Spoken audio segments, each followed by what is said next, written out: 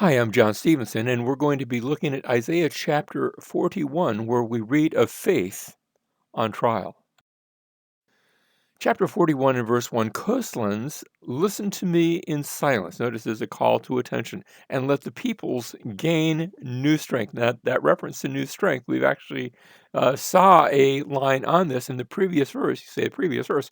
At the end of chapter 40, the very last verse of chapter 40, remember, those who wait for the Lord will gain new strength. They'll mount up with wings like eagles. They'll run and not get tired. They will walk and not become weary. Well, that new strength, notice now there's a call to listen to the Lord. Let the peoples gain new strength. Let them come forward. Let them speak. Let us come together for judgment. The observers, the hearers, are called to attend a trial.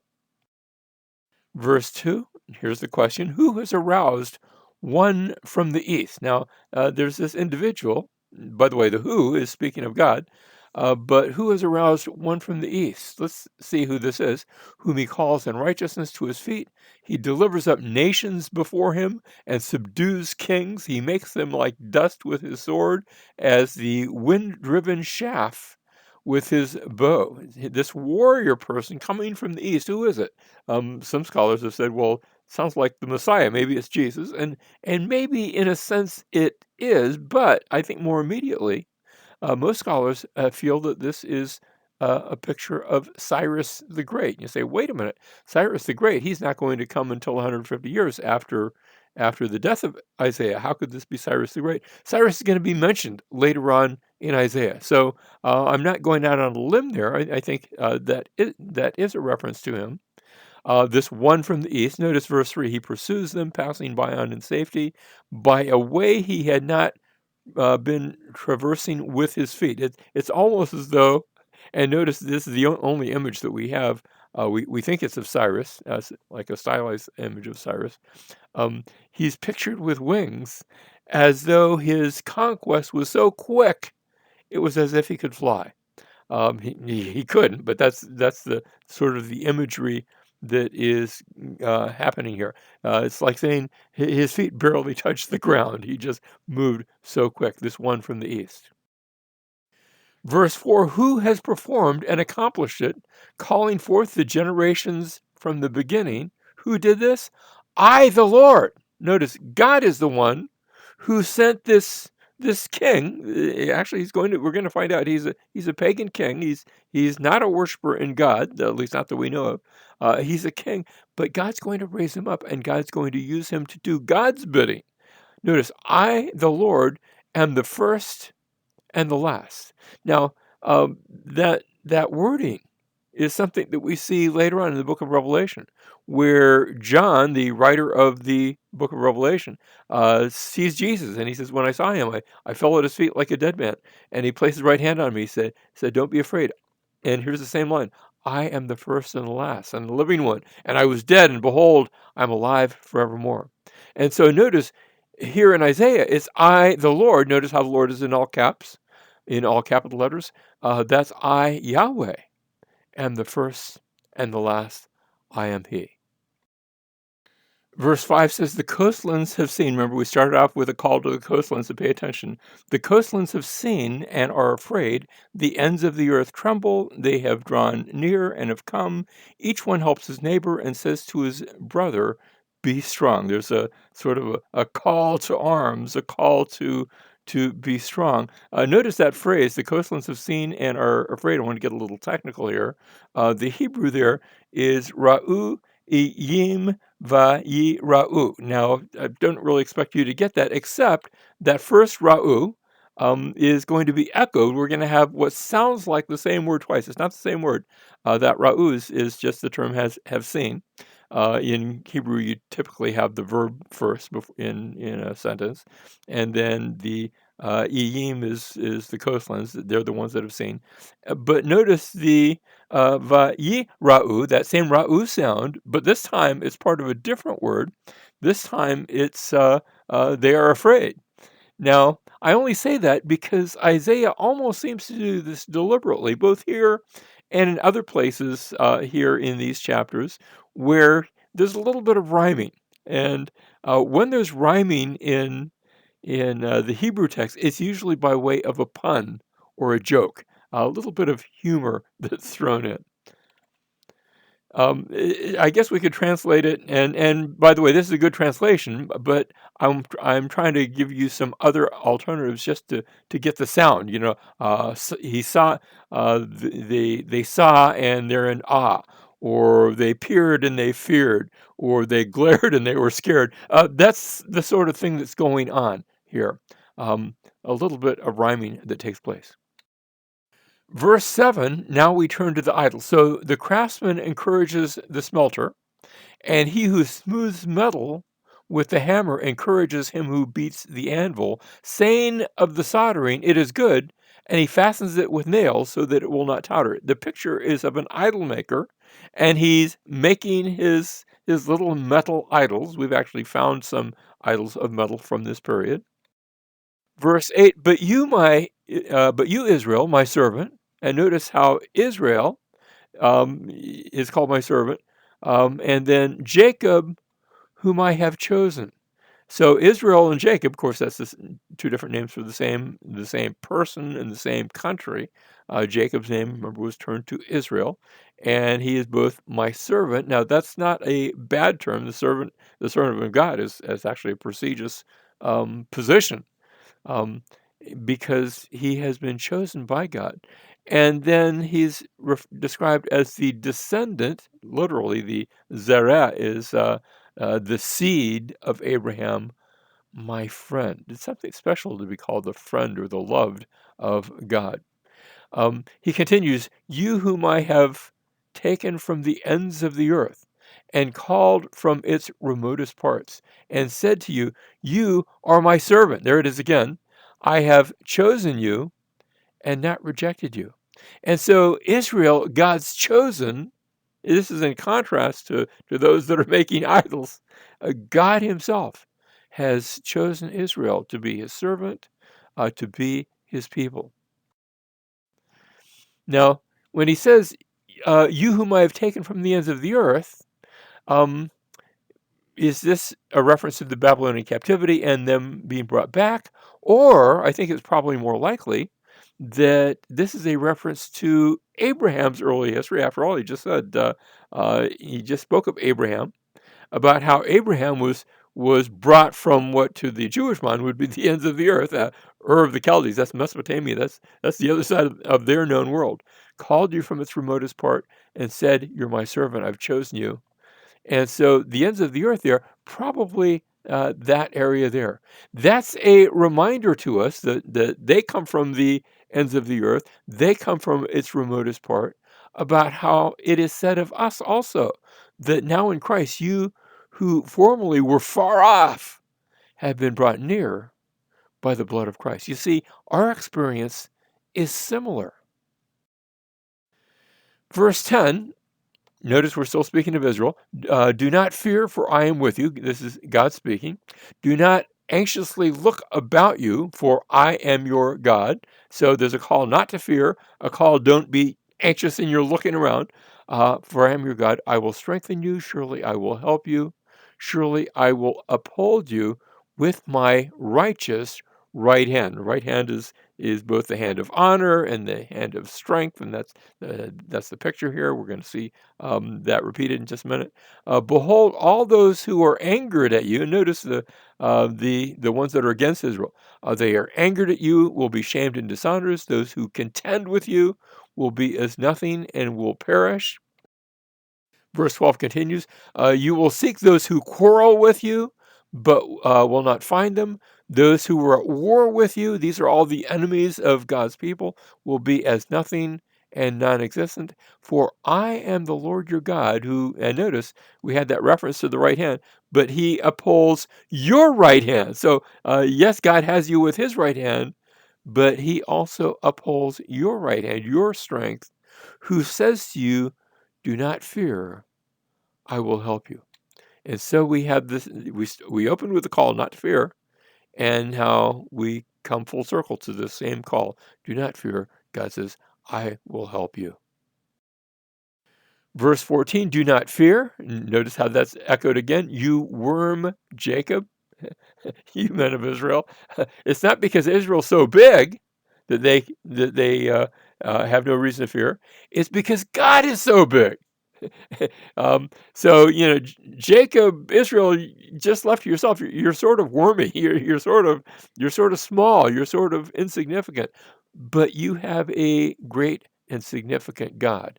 I will help you, declares the Lord, and your Redeemer. God's describing Himself, and your Redeemer is the Holy One of Israel. Verse 15, behold, I have made you a new sharp threshing sledge with double edges. We have to explain that. A threshing sledge, first of all, we have to talk about what happens when you thresh. Threshing involves where you would grow the grain, and then someone would come along and cut the grain, but that's not the double-edged threshing sledge. Um, then what you would do is you would take that, and here let's change the slide. Let me just take you to Israel, where they've taken the grain. Notice it's in a stack, and then they put it on the ground, and then they take this heavy weight. It's like a sledge, sort of a heavy thing. The bottom side would actually have either holes cut into it or perhaps stones put in, anything to make it rough and grindy, because they're going to use that to grind the grain. And when they're done grinding the grain, they'll take it, they'll take the whole mess, and they'll throw it up in the air, and the wind will catch it, and the grain is actually a little bit heavier, so the grain will just fall right back down, but the chaff that's been ground up with it will be blown away. It's a way to separate the kernels from the chaff, which is the part of the grain that you don't want to keep. It's like the husk. And so he continues, behold, I've made you a new sharp threshing sledge. You have pictured on the right is an old style. Actually, this is an old picture from Israel. A threshing sledge, and notice they've bored holes in this one just to make it uneven. It would grind the grain better. You will thresh the mountains and pulverize them. Now, this isn't speaking literal. It's not that Israel's going to go out and run these boards over literal mountains, but the mountains symbolize the enemies of Israel and will make hills like chaff. You will winnow them, and the wind will carry them away, and the storm will scatter them. But you will rejoice in the Lord. You will glory in the Holy One of Israel. Yes, you face enemies. Yes, they are real enemies. And God says, it's not that you're so great, but I'm so great, and I am going to cause you to win a victory over your enemies. Verse 17, the afflicted and needy are seeking water, but there is none, and their tongue is parched with thirst. These are, again, I think, another picture of God's people that are going through hard times. I, the Lord, will answer them myself. As the God of Israel, I will not forsake them. I will open rivers on the bare heights and springs in the midst of the valleys. I will make the wilderness a pool of water and dry land fountains of water. I don't think we're speaking literally here again. I think this is something similar to what Jesus said. He says, look, if I be lifted up, then out of me will flow rivers of living water. I think it's a spiritual delight, a spiritual thirst that's being described here. Verse 19, I will put the cedar in the wilderness, the acacia and the myrtle and the olive tree. I'll place in the juniper in the desert, together with the box tree and the cypress. God says, I'm going to make things grow in a place that's barren. And in a place that's spiritually barren, I'm going to grow spiritual life. Verse 20, that they may see and recognize and consider and gain insight as well, that the hand of the Lord has done this, and the Holy One of Israel has created it. God says, I'm going to go to a waste place. Now, the waste place he's speaking of is the land of Israel, which would become a waste place with the Babylonian captivity. And yet God would bring them back to the land, and the waste place would see growth, both physical and spiritual. And God's telling them this so that when it takes place, they will know that God is the one who did it. Verse 21. Now, we go back to, remember how we saw the picture of the idol maker. He was crafting his little idol. Present your case, the Lord says. Bring forth your strong arguments, the king of Jacob says. Verse 22, let them bring forth and declare to us what is going to take place. It's a challenge to those worshipers of pagan gods, of false gods, a challenge to them. Let them bring forth and declare to us what's going to take place. As for the former events, declare what they were. Go back and tell us what happened, that we may consider them and know their outcome. Or announce to us what is coming. Declare, notice the three declarations here. Declare the things that are going to come afterward. This is what God has just done. God's declaring what he's going to accomplish, and then he puts forth the challenge to those who worship idols. Let's see what you can do with regard to declaring what will take place. Continuing, notice middle of verse 23, that we may know that you are gods. Let's see you live up to what a real God can do. Indeed, do good or evil, that we may anxiously look about us and fear together. The pagan gods, the idols, are not to be feared, but God is to be feared, because he is the one who does speak the end from the beginning. He is the one who declares things that are going to come afterward, and they do. And we look at it now, and now it's history for us, but it wasn't back in that day. Verse 24, behold, you are of no account, this is still speaking to the idols, and your work amounts to nothing. He who chooses you is an abomination. The foolishness and the despicableness of idols and idol worship. Verse 25, notice we're coming back to Cyrus again. I have aroused one from the north. You say, wait a second, from the north? I thought he was coming from the east. Well, I think it's still the same person. The reason I say that, back at chapter 41, verse 2. Who is aroused? One from the east. Notice the aroused language, whom he calls in righteousness to his feet. And so it's virtually the same thing. You say, well, why north versus east? Remember, they didn't have a word for northeast. And that's basically, even though Cyrus is going to come from the east, when you finally get down toward Israel, you're moving down from the north. That's just the major road by which you come. But notice it continues, and he will come upon, well, actually, let me pick up. From the rising of the sun, he will call on my name, and he will come upon rulers as upon mortar. Notice how we see that back in chapter 41, verse 2. He delivers up nations before him and subdues kings. And then it continues, he'll come upon rulers as upon mortar, even as the potter treads the clay. Well, back in chapter 41, verse 2, he made them like dust with his sword and as the wind-driven shaft with his bow. So this is changing topics, or changing the prophecy. It's still the same prophecy of one who would come that would be fulfilling God's plan and God's program. But God's the one who called him. Cyrus, we call him Cyrus the Great. As great as he was just a tool. I don't mean any disrespect, but he was just a tool, an instrument in the hand of God.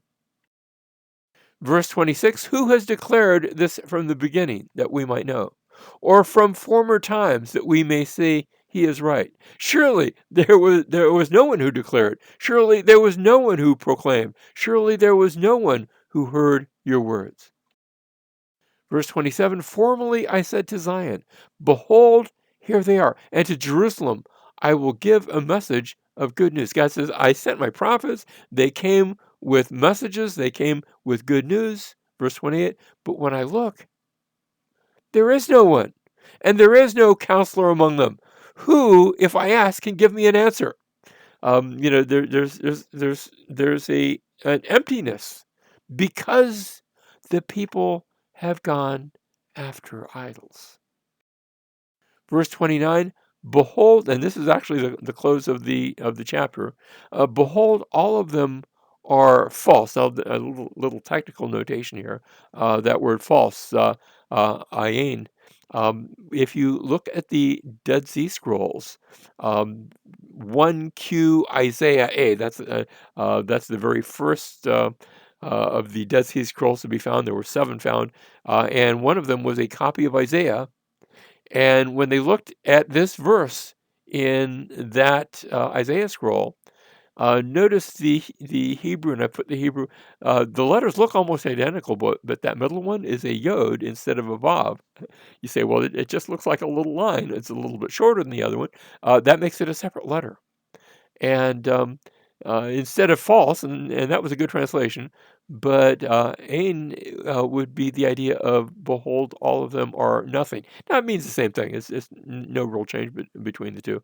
Although this might actually fit sort of the pattern that's given here. Notice he continues: their works are worthless, their molten images are wind and emptiness. That word emptiness is interesting too. It's a very rare word, but it's used all the way back in Genesis chapter 1 and verse 2. Remember how God creates, and then the earth was without form and void. I like the translation. The earth was desolate and deserted. That word desolate here is translated emptiness, and that works too. It's that same term. It almost takes you back. It almost takes you back to right after creation, when it wasn't quite ready to be lived in. God needed to finish the work, and their molten images are like that. They're they're empty. They're desolate. They're worthless. They're false. They're not going to support your life. And you need the hand of God to bring you, to work in you, to raise you up, and to give you life.